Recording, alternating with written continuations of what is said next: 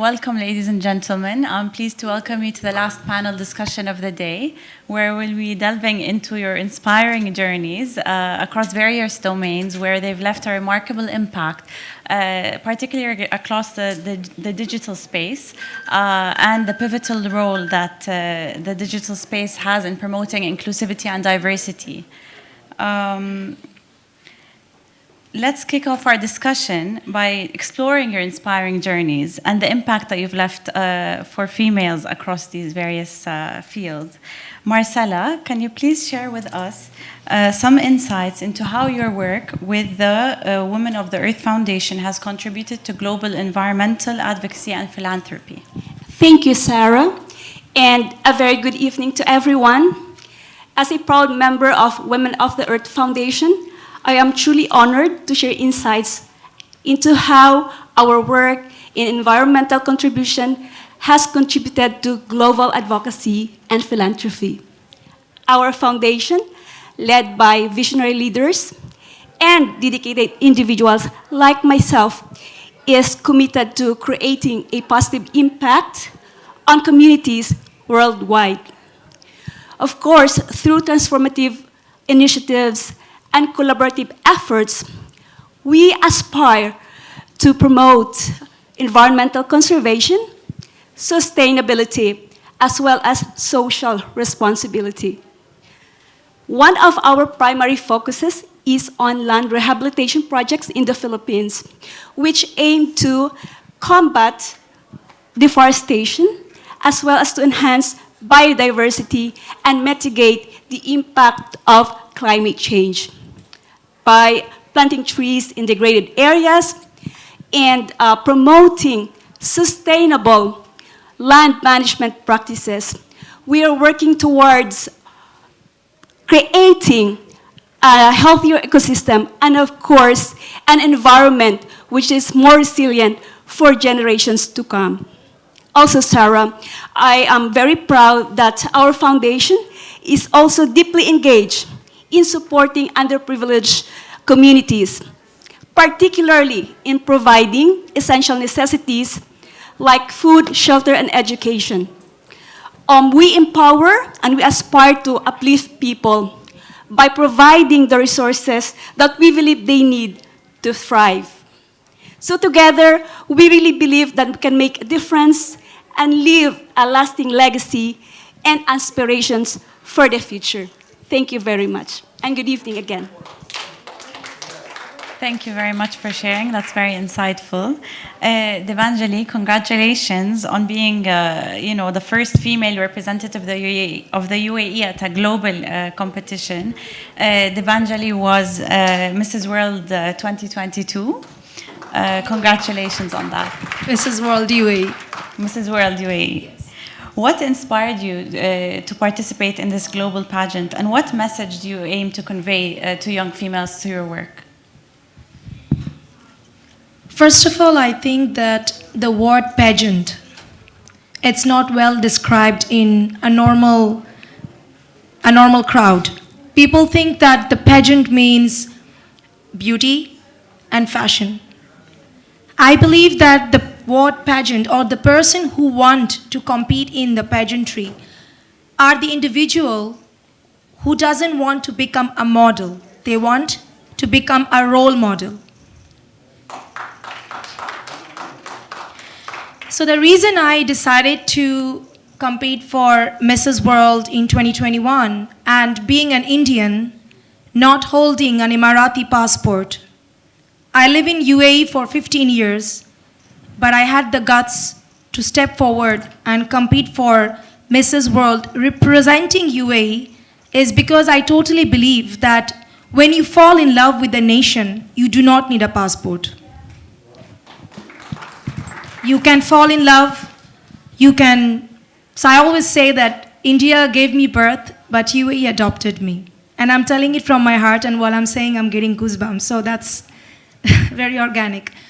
There are so many reasons why I choose to compete. Although I'm an entrepreneur, I have 6 organizations that I am the founder and a director. I'm a mother of 2 kids. I've been doing too much things nowadays. So the reason I wanted to compete is because I wanted to bring this subject in front of the world. The first subject was the financial independence for women, which I believe is very important in nowadays. The second was confidence in beauty, that we do not glam up to impress man, we glam up for ourselves. The third one was fitness mentally and physically. I lost 35 kilo after I gave birth to my second child, and I believe if I can do, many women can do. And obviously to tell the world how beautiful is UAE, where under one sky, 100 of nationalities are living together and we are very peaceful. So these were the 5 reasons that I competed for the global competition. Thank you. That's very inspiring. Thank you for sharing. Dr. Mahra, you're a trailblazer in the stem cells research field. And, this is a great achievement that you're the first Emirati stem cells research doctor in the UAE. What motivated you to as well pursue a career in this field?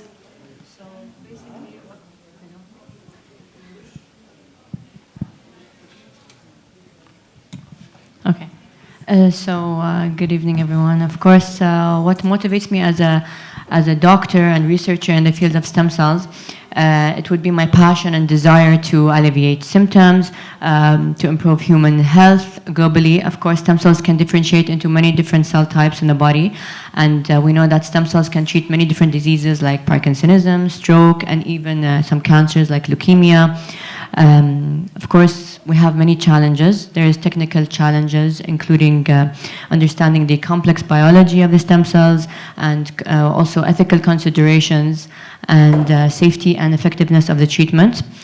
Of course, in terms of the role of women, the terms of role of women in leadership positions, of course, I definitely support leadership positions in women, and it's very important to be diverse. So the importance of diversity and the scientific fields, and also encouraging more women to pursue careers in STEM fields. And of course, we provide mentorship and support, and we address different systemic biases and barriers to advancement, which is all a crucial step in harnessing the full potential of women in this advancing sector.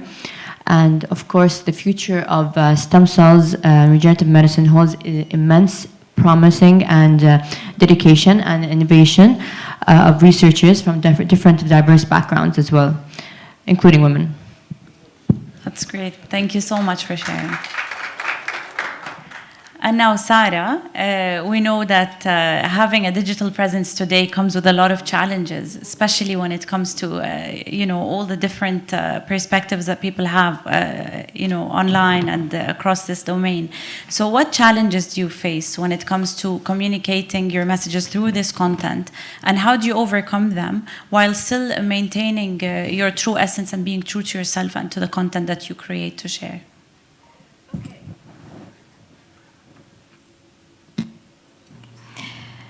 First of all, I want to thank Gulf News and Bin Shin for this invitation, as I'm deeply honored to stand with everyone, extending and providing this platform for us to all to be together and amplify the voice of women empowerment. I started my journey with the desire to create a positive impact, to change a world around me. I began volunteering in my community, and I became more involved in the social activities. I realized that I have a unique platform in Instagram, which it helped me to amplify the voices of others. I began sharing my thoughts and my experience with the world through my social media, using blogging, public speaking engagement, and becoming a goodwill ambassador. It's allowed me to use my voice and platform to shine light on issues that not noticed in our society. It gave me the chance to connect with people from all the world of life and inspire a positive change on a global scale. Thank you. Thank you for sharing. Welcome. Marcela, coming on to the challenges as well, can you please also share your insights and from your experience, what challenges that you faced along the journey of, promoting your cause? Thank you, Sara. Unfortunately, in the realm of environmental conservation, there are many challenges. And I believe that one significant challenge is the fact that some people are not really genuine in their commitment to environmental conservation. Some people are, sadly, in fact, using this for their own benefits and gain. And I believe that to navigate these challenges requires discernment, and we just really need to be true to ourselves and to stay true to our values. As for me, I strongly believe in leading by example and demonstrating my commitment to environmental stewardship through my actions and advocacy efforts. I also value the importance of fostering relationships and collaborations with individuals and organizations who share a sincere commitment to environmental conservation. And I truly believe that by aligning with our trusted partners, we can amplify our impact and work towards meaningful solutions. Thank you very much. Thank you very much.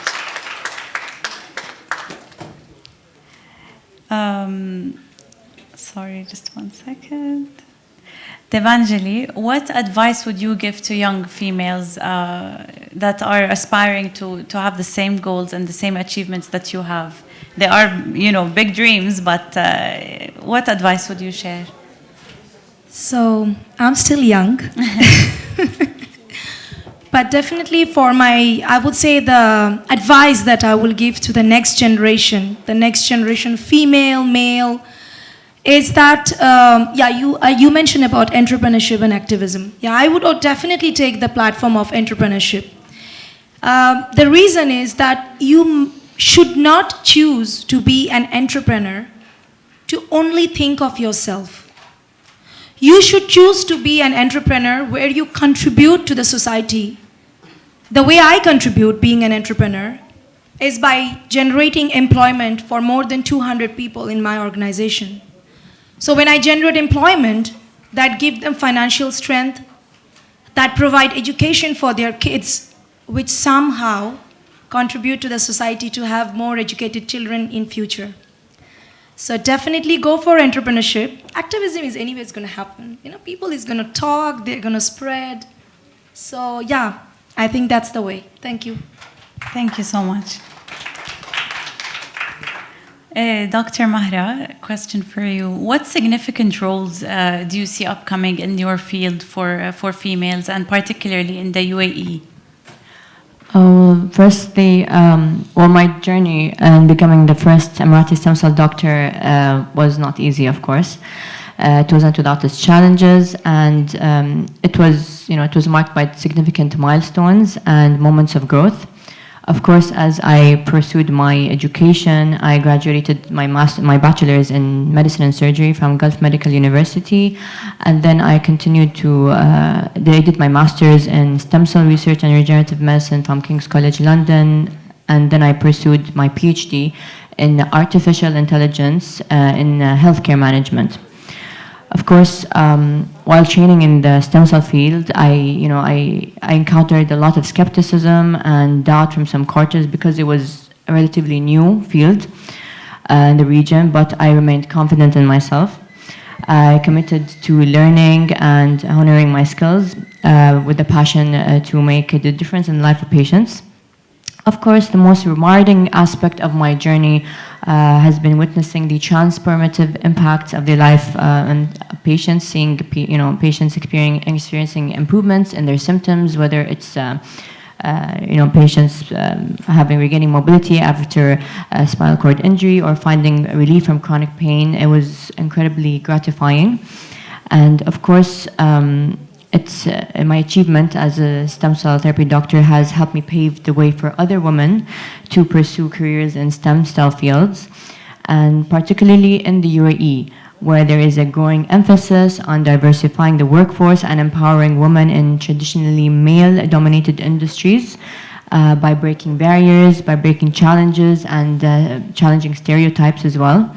So I hope to inspire more women to pursue their passions and pursue careers in fields like stem cell research, regenerative medicine, and also in addition to my clinical work, I'm also committed to advancing the field through research and education, of course with collaborating with my colleagues locally and internationally, and I contribute to collecting the body of knowledge in stem cell therapy and helping shape the future of healthcare in the UAE. Of course, my journey was a testament of power, perseverance, passion, and of course, you have to believe in yourself.